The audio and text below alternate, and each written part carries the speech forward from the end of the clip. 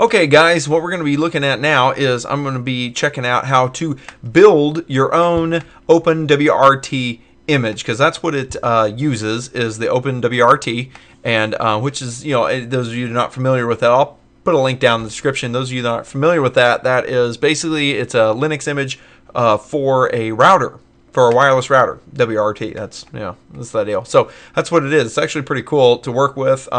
Gives you wireless and does all that cool stuff. Anyway, what we're going to show you is how to build your own from the Weaved repository on GitHub.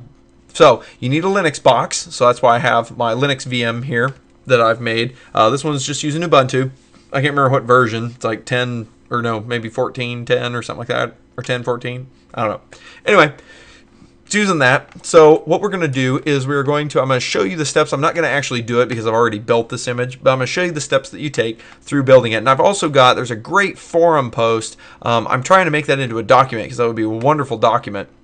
But there's a wonderful forum post, I'll put the link down there too, about walking you through this whole process and how to do this. But what we're going to do is we're going to set up the image for USB support on this little power plug thing that Weaved has.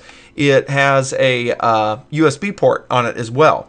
And the cool thing about it is what I thought of was you can add any peripheral device that you want, any sensor, anything, because you can just open up the USB for serial, and you can serial talk to this device. So what we're going to be doing is we're going to be checking out, if you remember that video, link will be in the description, that video that I did on a cooler controller for homebrewing. Sometimes you need to have a deep freeze for your homebrew. Well, the problem is it freezes, right? So you need something that will cycle based on temperature, will cycle the freezer on and off. So what I did was, I built that controller, right? That you set a certain temperature, you put a thermal probe inside the freezer, and then it cycles the freezer on and off and keeps it at the temperature that you want to put it at. Well, that's what we're going to use this thing for today. And we're going to use the serial USB interface. We're going to take USB and open up the bus basically on a TTY line and listen to the serial data coming across. And we'll use something like an Arduino or a microchip PIC or Raspberry Pi or whatever you have laying around that's a microcontroller that you can hook a sensor to. In this case, it'll be a variable resistor, and we'll be able to read the temperature and turn the plug on and off based on temperature levels. So here we go. How we do this is I've got two terminals open here because one ultimately is going to go to the unit. So what I'm going to do is I'm going to log into the unit. Go ahead and log in as root. Let's get that going. All right, and so we've got password, and there it is. So there's the Open WRT splash screen. So let's do that. Let's see. Is that text too tiny for you guys? Let's see if I can. See if there's a way to, I've never actually done this before. Let's see if there's a way. Hold on, let me see if I can get this bigger. Just have to hang out with me for a second while I figure this out. There we go. Nope, we're gonna make this a lot bigger. Oh yeah, there we go. Let's make it 20 select. Yeah, good enough. So that way you guys you'll be able to see this, hopefully. Get our windows all figured out here. Okay, so hopefully now you'll be able to see that now. Okay. So now that we have our Open WRT figured out, now we need to do some stuff. We got to get the repository, which I'm going to show you how to do it. I've already got it, but I'm going to show you how to do it. All you have to do is you're going to have to install the GitHub stuff. So you're going to do a sudo apt-get install git. Okay, and what that will do is, in fact, I think if I, oh, whoops, wrong password. If I do it, I think it's going to tell me it's already installed.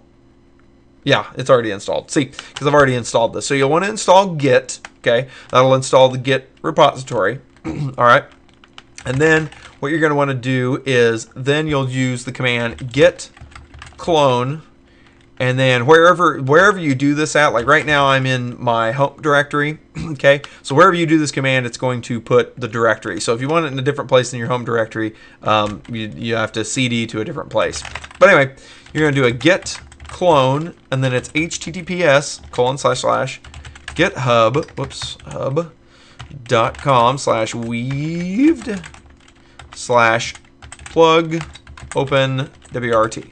Okay, you hit that, it's going to go out to GitHub, sync up with that, and it's going to pull it down. And then what it's going to do is it's going to give you a plug open wrt folder.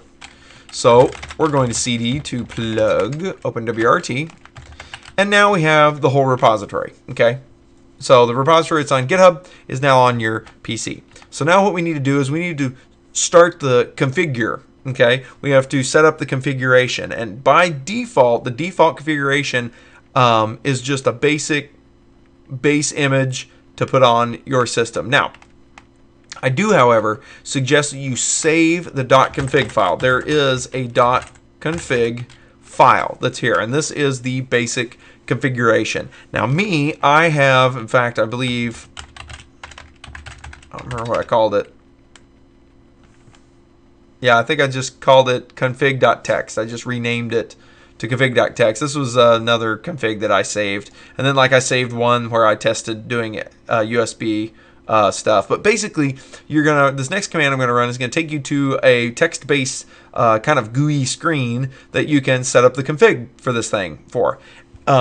But just in case you get some configuration that just absolutely doesn't work or gets all weird on you or something like that, you go ahead and save this config file initially. The minute you download the repository, you can save this config file. Now, obviously, if you don't save it, you can just download the repository again. You'll just delete it and re-download it, and it'll pull the base config file in. But I go ahead and save the base config file off. And don't save it as .old, because I just remembered this .old is actually generated by the actual compiler, I think, or by the config system or something like that. So don't save it as .old, save it as like .text or something like that. So there's my original config, and then there's one that I made when I was playing with the USB stuff. So let's go ahead and fire this up. So we're going to make menu config. And what this is going to do is this is going to start that GUI interface. Except I had a problem. Is it menu config or config menu? I forgot.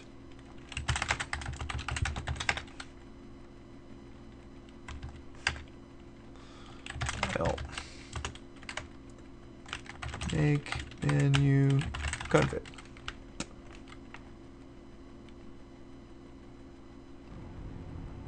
Okay, so now that we've got this menu up, we are going to check out how to configure this. The config file is built based off of this little kind of text-based GUI interface. Is what builds up the config file, which is then used in the make to actually, build the image. We'll go on down to what we're going to do. We're going to go down to kernel modules is where we're going to go. Then we're going to go on down to USB support is what we want to go to. And then this is what you need to add. I think by default the USB core is added, but these are the other modules you need to add. You need to add the Kmod USB OHCI. Add that. And then to add it, you press the Y button. You press Y to include, N to exclude. Okay. So and then we also want the RT305X DWC OTC, which is that controller. We also want the Kmod USB serial. That needs to be checked. And underneath that, I just went ahead and checked everything underneath that. The ARC3-116, the Belkin, the CH341, CP210X, Cypress M8, FTDI. What those are is those are all the drivers for all those different types of USB to serial converters. So like you saw, Cypress, I've seen those before. FTDI, who hasn't seen that? That's one of the most famous chips that are out there.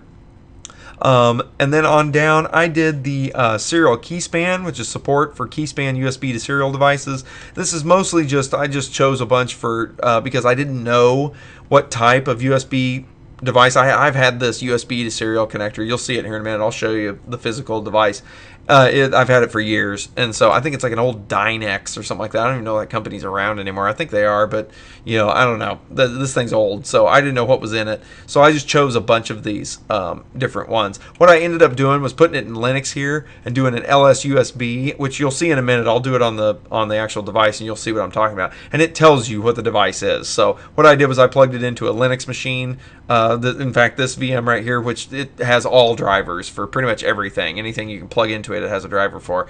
And so it recognized it and told me what it was. So then I knew what type it was. And it was one of the prolific or whatever devices, whatever that is. And you'll see here in a minute I've got that check mark too. Let's see, as we go down through here, the MOS 7720, yeah, the PL2303, that's the prolific PL2303 device. That's the one that I checked. I also check marked the USB, the KMod USB UHCI, okay, as well as the KMod USB 2, because you need the USB 2 controller device, because that's what this plug has, is USB 2. So you need to make sure and check mark that one too. Okay, once you get all that checked, that's all you have to do. You just go over and you hit save. Okay, and when you hit save, it's going to ask you what to name the config. You just write over the .config file. So you just hit OK here. I'm not going to, because my .config file is fine. Well, I guess I could. It's fine. So then you write over it, you exit, and then you exit this. And you just keep exiting until you get back to where you started. So that's pretty much how you configure this guy. I'm going to go ahead and make my font bigger so that you guys can see what I'm doing. Okay, we're going to unmaximize this because we're going to need to kind of look at two terminals at once. So take this other... Whoa, my terminal's getting crazy on me. Hello there. For some reason, it's being very laggy on me. Come on, don't be laggy. You want to just play nice. There we go. Scoot this guy over too. There we go. Oops. What happened? Scoot over. Okay. Stay there. Stay there. Okay. All right. So now, once you have done that, you're just going to fire off a make. And when you fire off a make, it's going to compile, which that takes a while, so I'm not going to put you through that. I've already built this, but you're going to do a make. It's going to compile. Also, when you do the configure, there are a few libraries that you may have to have. In fact, I did, and yeah, gosh darn it, I did not save what those libraries were when I did it. When I did that make menu config, it gave me some deals that said, it was unable to find certain libraries. Just Google them. Google how to install them, and it'll tell you what libraries. There's some dev packages and things like that. You need to do an apt-get to install. You need to do, you just do the sudo apt-get install and then the package name, and you just need to install those packages. Nothing big. It took me like literally 3 minutes to Google them. Google those packages and install them. It was not a big deal. And then that menu configurator came up just fine. Once that's done, like I said, you issue the make from inside this folder. It will compile the new code, and then where that code will be is you will go to cd bin, I believe. Oops, not /bin, sorry. I need to go back to my home directory and go back to the plug. So inside the plug open WRT, you're going to cd to the bin directory, and then inside the bin directory is that RAM IPS. So you're going to cd to that. And inside there is going to be where your image is. Your image will be a bin file. So here, let me just ls for star.bin. And you're looking for the one that's called sysupgrade. Okay, it's called sysupgrade, and that is the new image. Now, what you're going to want to do is you're going to copy this over to your OpenWRT. Now, on the OpenWRT, or on your power plug, the power plug device. So once you're on the power plug device, I use the TMP folder off of slash. It doesn't have anything in it right now, and in fact, I think this image self-deletes itself when it reboots. But anyway, you're going to go here, and you're just going to, what I do, I mean, they show you that you can put it on an FTP, or you can download an FTP for your terminal, and then do, one of those wgets, and get it from, honestly, the thing has SSH, right, or it uses SSL, right, so you can just SCP it. I just do an SCP of that image, double click on it here, put it in there, and then I just do it at root at, and then my IP address of my guy, .51, /tmp, and that will copy it to the tmp directory. And I'm going to go ahead, why not, I'll go ahead and do it. It'll ask me for my password, and then off it goes, and then it just copies it straight over to the device. You just SCP it. So that's easy enough. Once it finishes, okay. Now if I go back, I'm going to shift gears. I'm going to go back down here to the little device here, and if I do an ls,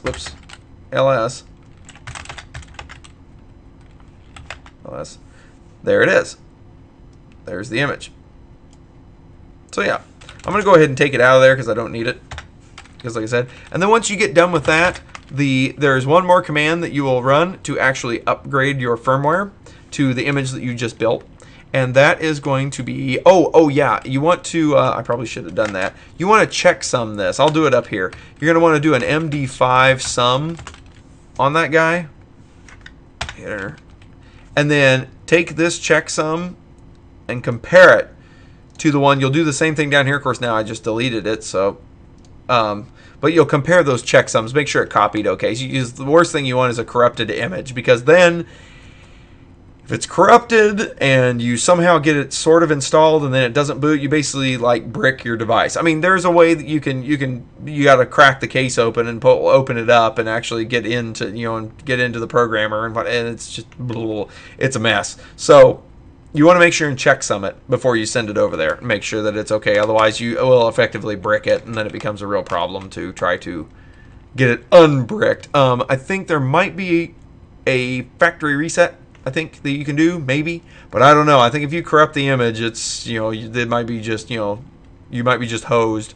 So you want to make sure and checksum that. Then all you do is from this folder, you're just going to issue the sys upgrade -v to turn verbose on so you can watch it do it, and then that the bin file, which is actually that guy. Do that, and that's it, and it does it on its own, and it will actually reboot the device and everything. All you have to do is just sit back, relax, and enjoy the ride. It will send this out there. It'll copy the image to the memory, the onboard program memory and everything. It will set it all up, reboot the device, restart on the new image and everything. And the cool thing is it retains your password and things like that as it does it, so that way you won't lose your root shell password for SSH. Everything works great. You may have to upgrade your keys. You may have to update your keys on your device you're connecting with, but it tells you how to do that when it flakes out on you. But yeah, and that's all you got to do to reboot the image. Now, once you are good to go with that, now we're going to look at strictly this thing. We don't need the Linux box anymore.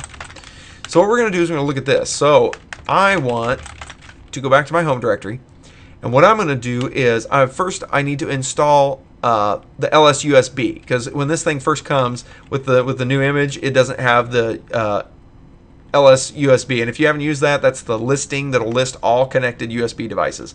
So what you need to do is you need to do a sudo apt-get install USB utils, and yes, that's utils. It has an S on it, and now I've already installed it, but that's what you'll do. You'll hit go, and then oh yeah, I forgot. It doesn't use sudo. You just do. Okay, never mind. I keep thinking of whatever it is, of Ubuntu. Sorry, it's not apt-get. Sorry. The OpenWRT image uses a different package collector. You're going to do an OPKG update and update all those packages. This is the guy that goes out and gets your base. This is basically apt-get, but for this. Or yum, if those of you Fedora fans that are out there. Or yum. Okay, once we do that, then you do OPKG install USB utils, and I believe it's already installed, so they'll probably just tell me it's already installed. Yeah, it's up to date. See, but anyway, that's the command that you'll do. OPKG install USB utils with an S, and that will install the ability to do LSUSB, which is what I'm doing right now.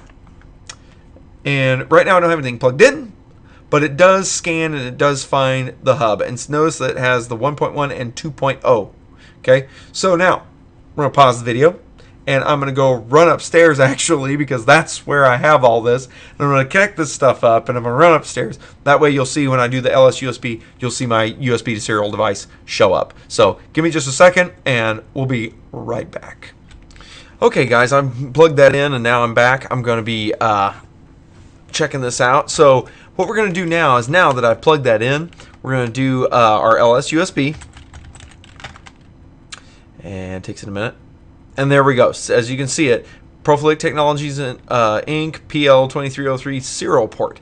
So now, if we CD to our devices, so /dev, we do a listing there, you should, there it is, see the TTY USB 0, and that is that USB device. So you can cat that device if you want to listen to it. You can do cat TTY USB 0. Whoops. 0. And right now, if anything comes across the serial port, it'll show up right here.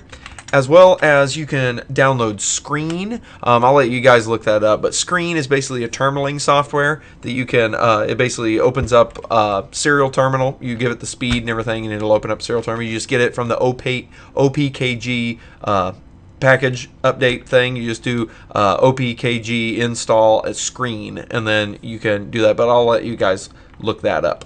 But anyway, that's what brings me to what we're really going to do with this guy. So I'm going to go back to my home directory. In here I have two scripts, which I'll post.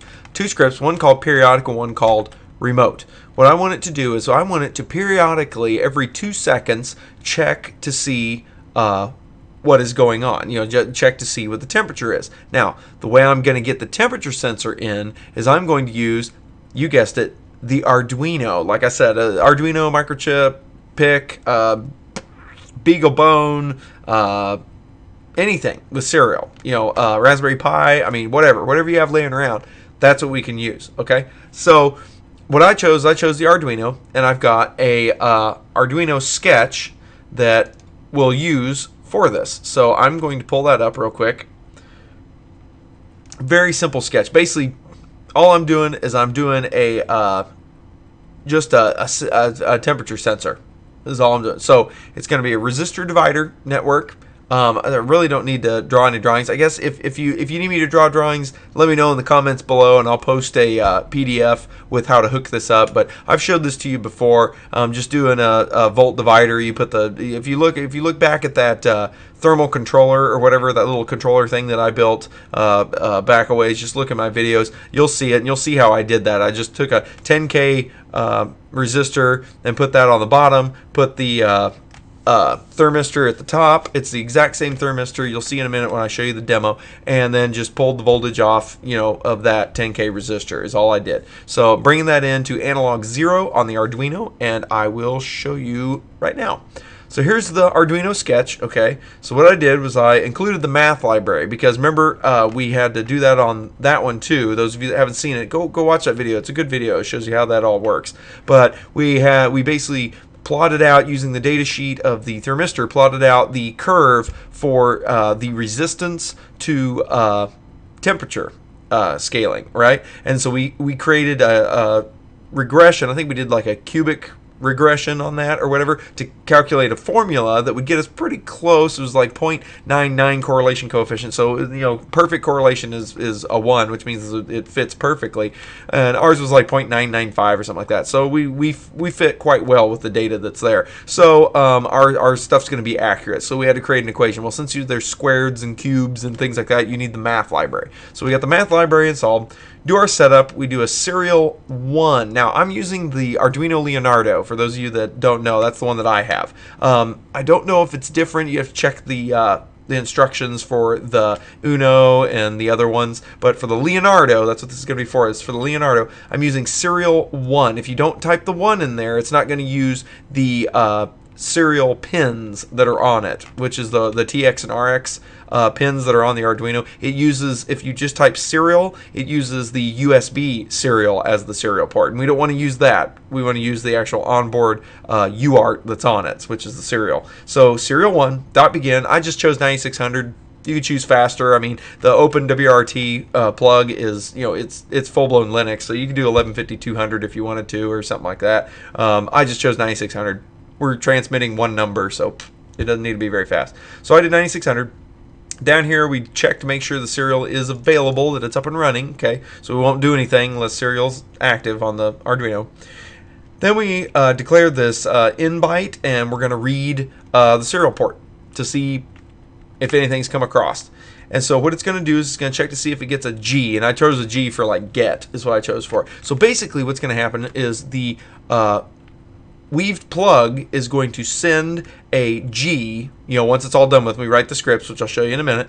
That's basically what the periodic script does that I was telling you about, that's on the power plug. We're going to take and send a G to the Arduino via the USB serial, and the Arduino is going to respond with the not voltage, the temperature. There we go. It's going to do the calculation, do the math, read the sensor, do the math, and send back the temperature in Celsius. So here's what we're doing here. We're going to read the ADC, okay? And this is I mean, literally the exact same numbers as the other project. So if you haven't seen that, check the video out. Analog value, read ADC. That's basically the number of millivolts per count that is, because remember, an ADC reports back a digital count, okay, that represents the voltage. So that's what that is. And then we're going to calculate the resistance with this formula. Next formula, we are going to calculate the temperature using that equation of that curve that we calculated back in the other episode. All right, then we're going to print out the analog temperature. Now, one thing, this can't be the print command, it's got to be the print line command, or if you do the print command, you need to concatenate onto the end of it a return, \r, okay? You want the carriage return, or \n, sorry, not \n. You want the carriage return, okay, on it, because serial, that's how it picks up. Serial knows that it's the end of the line. On serial communications, it has to see that null terminator on the end of it. When I first did this, I did it with serial.print, and I thought that it would add it automatically. Apparently it doesn't, and I wasn't getting anything in the serial port on the return. I'd receive the G, but I wouldn't get anything back. So that's what you have to do. So I put a little comment in there that says remember to do it as print ln, so that way it puts that return character on the end of it, okay? And so that's basically it. And then it delays 10 milliseconds and then checks again. So it's continually sitting there checking to see when it's gonna call on it, okay? So that's the Arduino Sketch. Very, very, very simple. Well, let me enter my password now. Okay, so now back to this. What we're going to do is I'm going to check out the periodic one just to show you. Very, very simple. What this is it's going to be an infinite loop. I said A equals 1 while A is equal to 1. So it's basically an infinite loop, right? I just want this to run continually on this thing. So I've got do. I want to echo a G, which basically sends a G to the terminal, but I'm going to redirect the STDIO. I'm going to redirect that G basically and send it across the USB 0 from our /device TTY USB 0. So that'll send it across that serial link. And then it's going to sleep 2 seconds, which means it'll wait 2 seconds. So this periodically sends out a G every 2 seconds, indefinitely to get the temperature, okay? So that's really all the periodic does. Just every 2 seconds sends out a G out that TTY USB 0 port. Now the remote one. This is the one that's going to get a little bit more complicated. Okay, so we're going to go in here again. We're setting up another infinite loop. That's why I've got an A equals 1. I've done some testing in here. I probably could get rid of these lines. I'll comment these out. In fact, I'll get rid of these. Well, yeah, I'll get rid of those. Okay, so then I've got an upper and a lower. So right now, just for testing, just for playing around with it, I've set it to 29 degrees and 24 degrees is the lower. So that way I can play with it. I can grab a hold with my fingers and it'll trip, and then I can put it in some cold water and it'll come back. So that's basically what it is. So 29 degrees Celsius and 24 degrees Celsius is my upper and lower bounds. So here's my basically infinite loop. I'm going to read now. I'm going to read from that USB device, store it in the variable X, and then I'm going to print out the current temperature is, and then I'm going to echo that variable. So that way it'll print that out to the screen. So that way if I ever open up a terminal to the open WRT, I can watch and see if it's updating or not. Then I also am going to calculate, or at least get the temperature. Now, what we have to do with the temperature is we have to grab that variable. So I'm going to echo that variable, that X variable, and then I'm going to pipe it to the TR command, which the TR command, what it's going to do is I need to strip off that carriage return on the end of it because it's not viewed as a number. Remember, it's an ASCII string that comes through, so it's actually ASCII characters. So it's a big hexadecimal code that comes in. It's the ASCII 2 or 4 or 5 or whatever. You know, it's done in ASCII, so we don't want that to do an actual comparison. We're going to need it to be an integer value, or in this case probably a float. But anyway, so that's what this command right here does, tr-d, which is delete, you know, and then I'm saying $, and then the /r, which is the carriage return. So it takes any carriage return that's there and removes it, okay?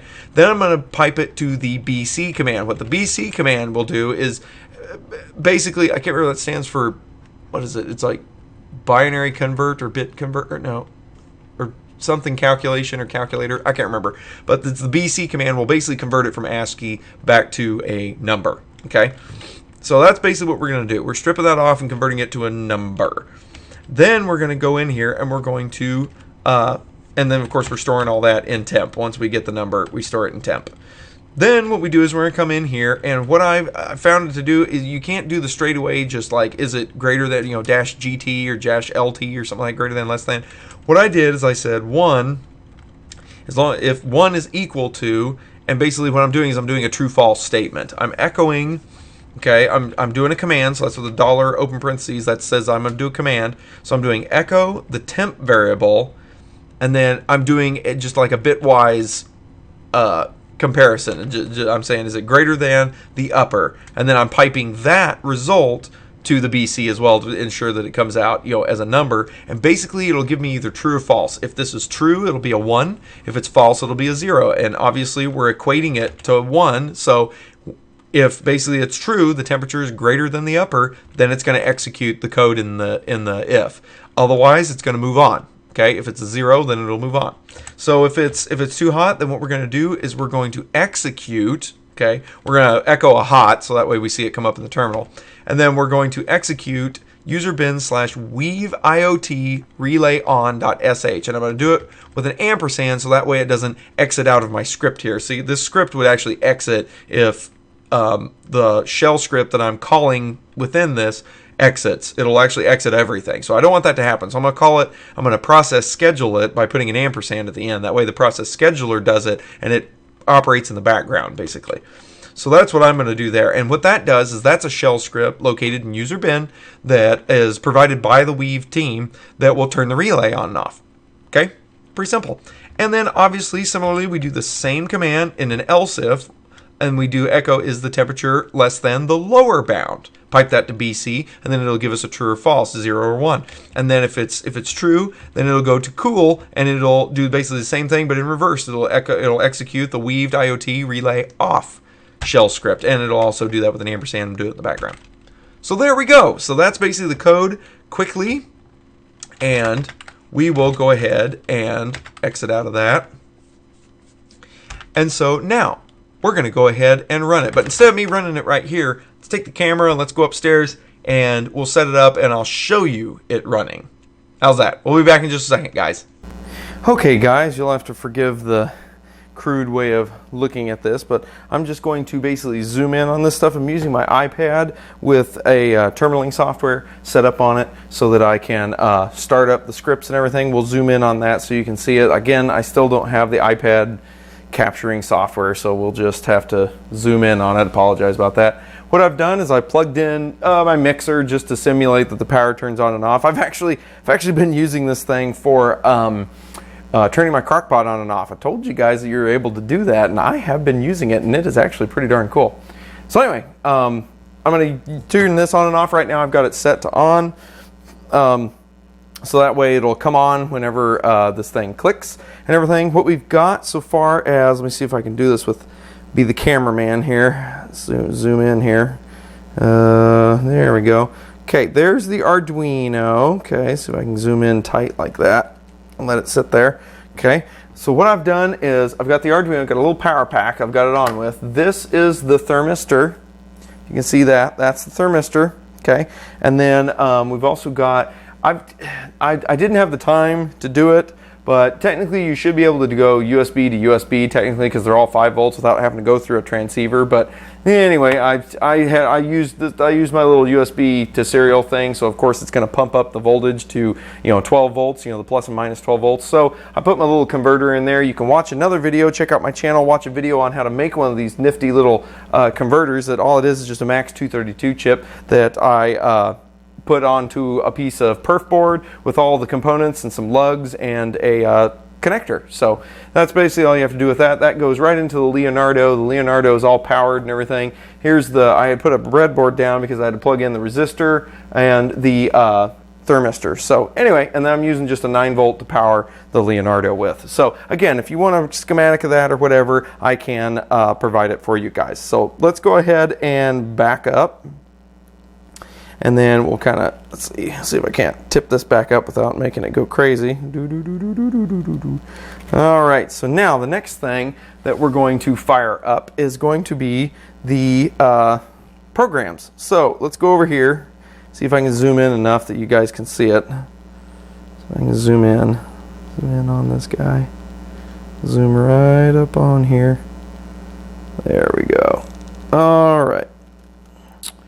Hopefully the font's big enough you can see it. If not, I'm going to talk through it so you guys will know what I'm doing.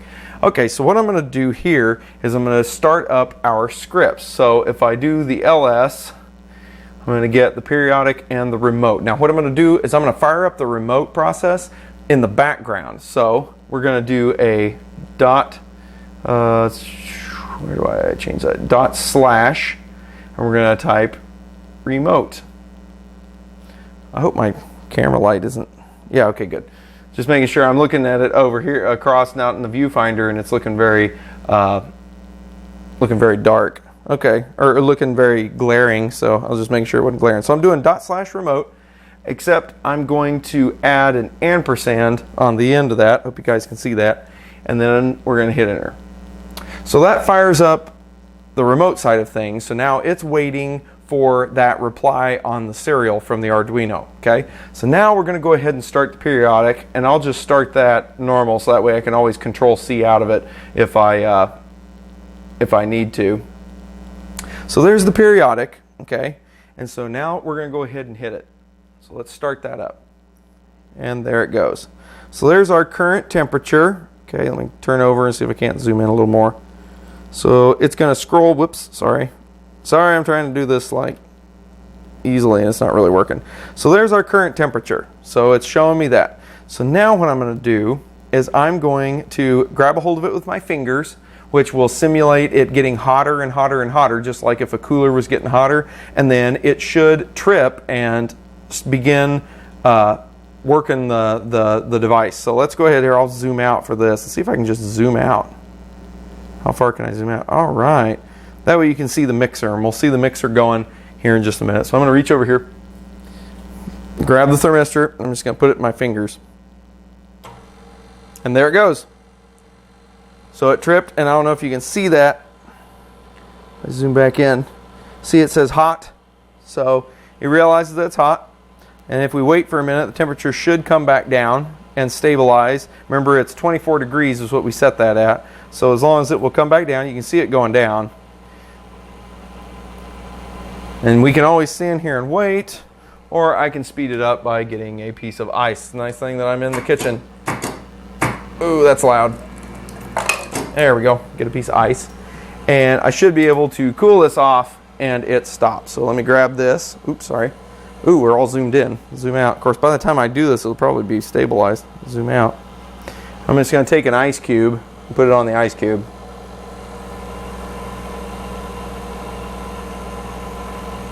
So, of course, then it's got my hand on it. Well, let's put the ice cube on the counter. There we go. It shut off. So there we go. Pretty cool. And then we've got the message that says cool. So now it's cool. See, obviously it's going way down with that chunk of ice sitting on it. Get the ice off of it, and then we're good. I'm going to throw that in the sink. All right. I actually made it in a cup. Anyway, so that's basically how it works. So again, I can take and probably grab a hold of it and send the temperature back up until it turns on. And there we go. So that's basically how that works. So hope you guys enjoyed that. we'll go back to the lab for some last minute thoughts. Hey guys, well, I hope you enjoyed this video. Lots of really interesting stuff coming from the company Weaved. They do some really cool stuff, and I'm glad to be a part of testing and just being able to play around with some of the cool, innovative stuff that they're doing over there. Those guys are doing great. Jim, you guys are doing great. Anyway, it's been a lot of fun, a lot of interesting things. Hope you guys enjoyed it as well and seen some of the power of the Internet of Things devices that are out there. Weaved is also doing a whole bunch of other gizmos that are basically like that. I saw some interesting stuff. There's a whole host of links that I'm going to put down here in the comments. Hope you guys are able to check out some of those links and see how see what they're up to. They've even got, I think they've got a light bulb, like a video camera. I mean, they got some really cool stuff. It's all Internet of Things devices, which is pretty darn sweet. So you guys ought to go check that out, as well as they are doing a campaign. I'm looking at that back here on the, let's see, what's that called? It is the crowd supply. They've got a campaign of a deal on crowd supply that's going on. It's kind of, I think that's kind of like a Kickstarter-ish like thing, except it's not Kickstarter, it's crowd supply is what it is. There'll be a link down in the description for that as well. Go check that out. They also have a link to their developer portal. It is free to sign up for, to get a developer account going and whatnot. It's basically the same kind of feature that's on that Weave Raspberry Pi video that I did when I did that deal showing how you can use the Weave service with your Raspberry Pi to post your WebIO Pi stuff where you can get to it anywhere in the world. They also offer a SSH client that, it looks like my wife came in. They offer an SSH client that you can get to anywhere in the world. You can access your Weave device, whether that be the Raspberry Pi or this new power plug guy that they're going with.